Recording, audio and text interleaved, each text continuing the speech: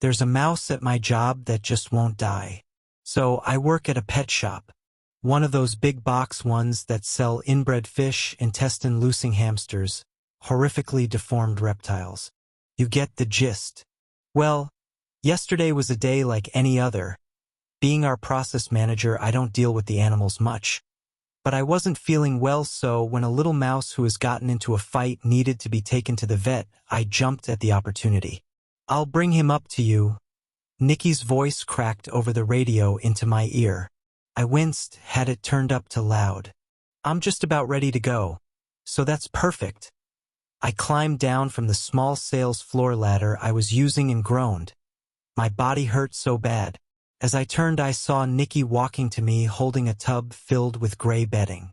"Poor little guy," she said, frowning. "He was so cute too. His little friend is a meanie," I chuckled slightly. "Evil, bad boy," I said harshly, shaking my head and taking the tub from her. I looked at the little black mouse. He had a white belly and a white spot in his nose. Man, he was really cute. I struggled a little with my keys to get the door to the office open, but I managed, pushing through with my back to grab my purse before I headed out. I walked through the parking lot to my car, setting the little dude, who we named Butters, in the driver's seat. It was about a 20-minute drive or so, much to my joy. It gave me some time to rest and enjoy the music in my car. Butters was very lethargic, hardly moving. You had to really look at him closely to see him breathing at all. I popped open the lid and nudged him every few minutes just to make sure he was still with us. We really didn't think he'd make the drive, but he did. Inside the vet office, it was much cooler than the blazing heat outside. There was one other patient in the office besides me, and after just a few minutes, myself and the other woman waiting were taken back into rooms. To make a long story short, Butters looked really bad. Vet said he had really bad scabbing on his back, a torn-up right front paw, and most likely had a fractured humerus bone.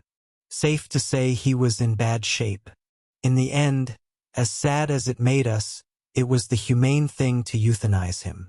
Turns out, mice are much too small for needles or to handle any kind of drug, so they literally gassed him. I was promised it wasn't painful.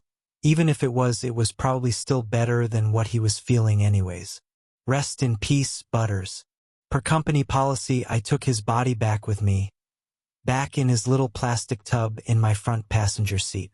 About half of the way into the drive, I heard a thudding noise. When I looked over, I didn't see anything. Figured it was just my music. I kept driving, hoping it wasn't the sound of my car braking or something like that, but I kept hearing it. Finally, I pulled into the parking lot and picked up his container. Before I could even find him, the little monster shot out of the bedding and smacked into the plastic right in front of my face. I screamed, throwing it away from me. Thankfully, it was fully closed and had a secure lid. I sat in silence, watching him repeatedly try to jump towards me but hitting the plastic tub every time. He was hissing, making some kind of squelching sound, and his saliva was green. I picked up my phone and dialed Nikki. "Hey?" she exclaimed. "How did it dash? Get into the parking lot now."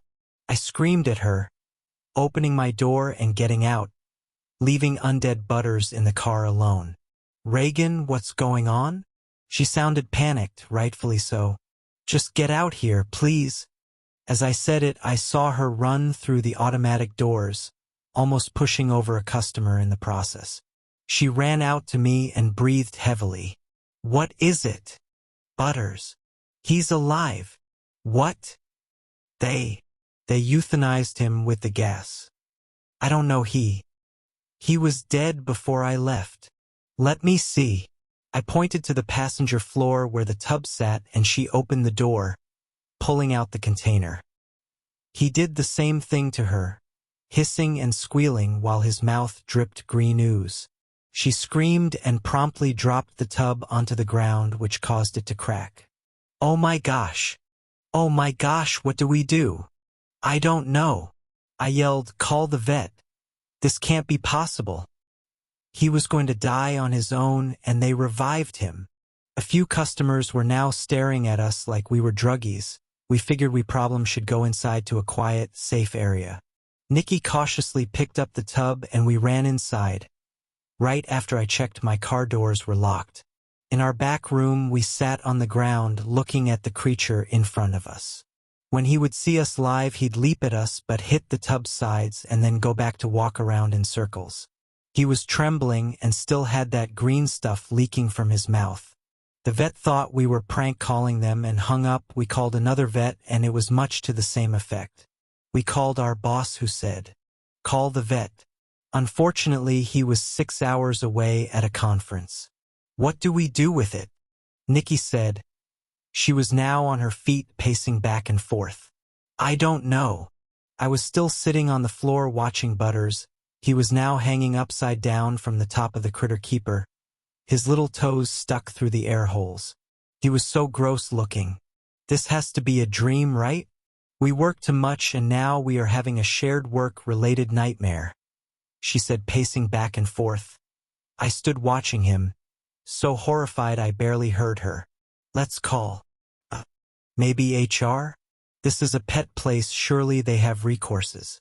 Or let's just take him back to the vet and show we aren't lying." Nikki nodded at me and stopped walking to look down at me. I turned my head to her. "That's a good idea, let's do that. Then they have to believe us." She paused and I was scared to turn around because of the horrific look on her face. "What is it doing?" Its mouth was open and a tongue that was much too large for its mouth had flopped out and was smearing the green goo all over the side of the tub. And it was. "Oh my gosh. Nikki. Reagan, get up. I don't want to move. Reagan, get up right now." Nikki grabbed me almost by my hair and yanked me off the ground. But my hesitation was enough for the goo to dissolve the plastic. Butters was free. We both screamed. High-pitched, terrified, girly screams and scrambled to the door. Nikki tried calling over the radio but we were too terrified and panicked. I looked back behind me, seeing Butters spazzing around on the floor. Thankfully it looked like he couldn't run very straight.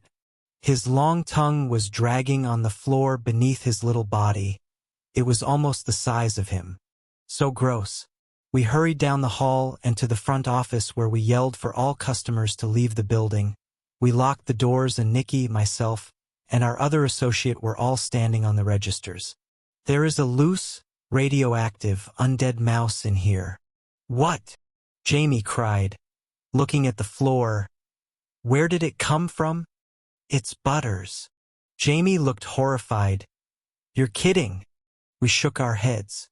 We sat there for a long time. We eventually saw him scurry across the floor, but we were too terrified to approach.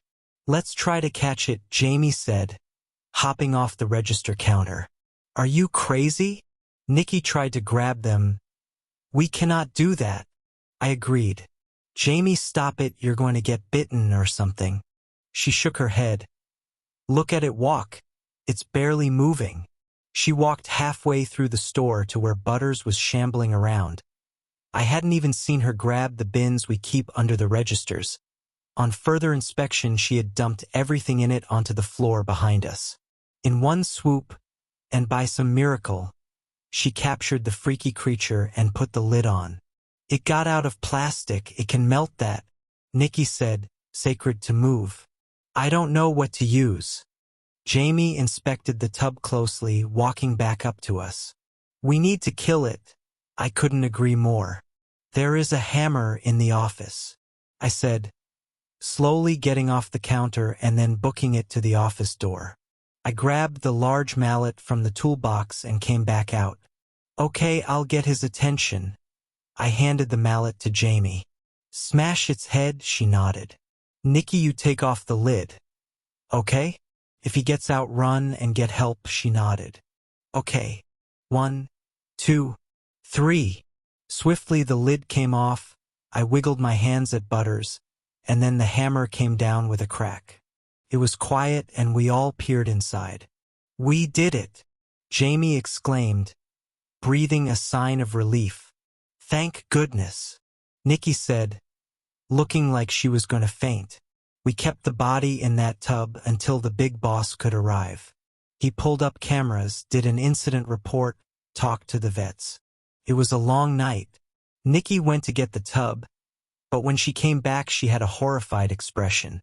"The body is gone," she said. "I just woke up, hoping it was all a bad dream because I don't remember anything after that. I do know that when I walked into the bathroom today my hair looked more gray than before, and my upper lip was really itchy, felt like something was poking out of my skin. I have an itchy lump on my back just above my tailbone." I turned to look in the mirror. A small, pink, fleshy mass was growing out of my skin, and if I focus real hard I can make it wiggle. I'm lactose intolerant. So why am